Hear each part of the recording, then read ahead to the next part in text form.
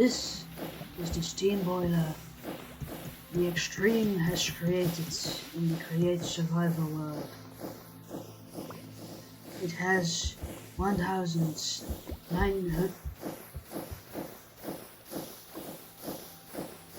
Okay, I forgot it.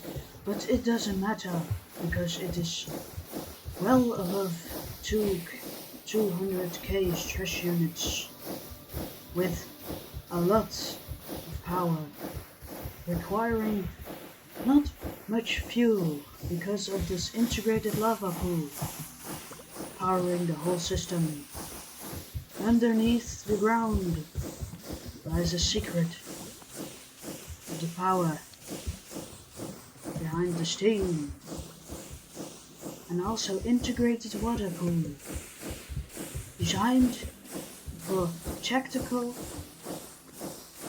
recreational water collection with 6 pumps and a lot of water wheels powering the whole system. This might sometimes fail. That's why the Extreme invented an emergency stop, giving all the required resources.